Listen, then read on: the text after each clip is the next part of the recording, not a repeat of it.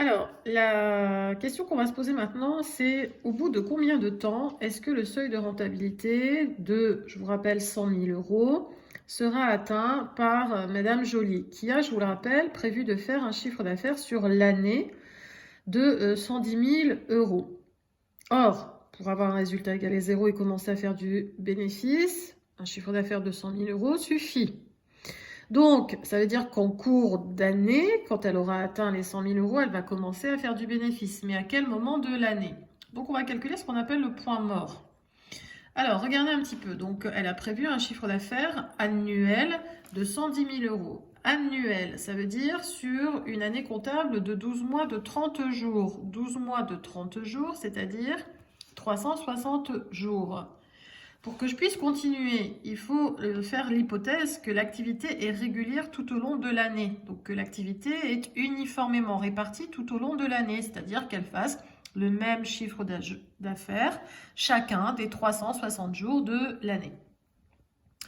Bien, elle fait 110 000 en 360 jours. Non, il suffirait de faire 100 000 et on commence à faire du bénéfice. Alors donc, combien de temps, combien de jours va-t-on mettre pour faire ces 100 000 euros de chiffre d'affaires? On peut faire un produit en croix pour calculer ce point mort, donc qui est égal à 100 000 fois 360, 100 000 fois 360, divisé par 110 000.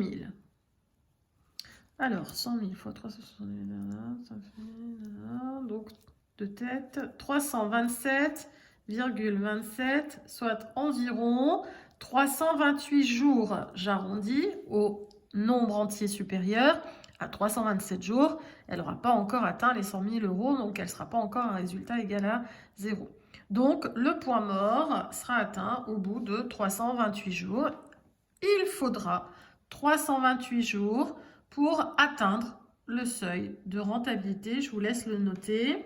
Je répète, il faudra donc un délai de 328 jours sur une année qui en comporte 360 pour atteindre le chiffre d'affaires critique.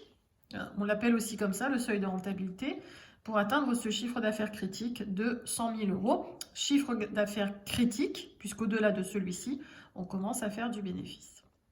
Si je généralise ma formule de calcul, le point mort est égal à quoi? Alors, je reprends mes calculs. 100 000. 100 000, c'était quoi? C'était mon seuil de rentabilité. SR.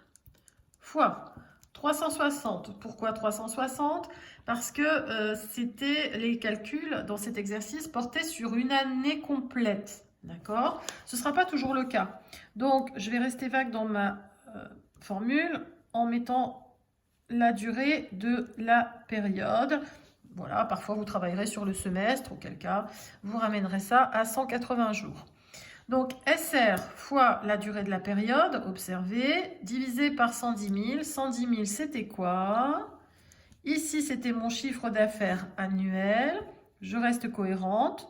Le chiffre d'affaires de la période, dont j'ai indiqué la durée ici.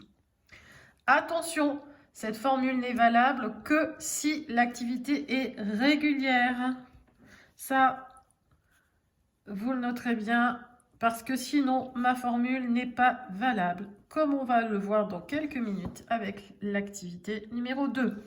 Mais si l'activité est régulière, je peux utiliser cette formule de calcul pour calculer le point mort.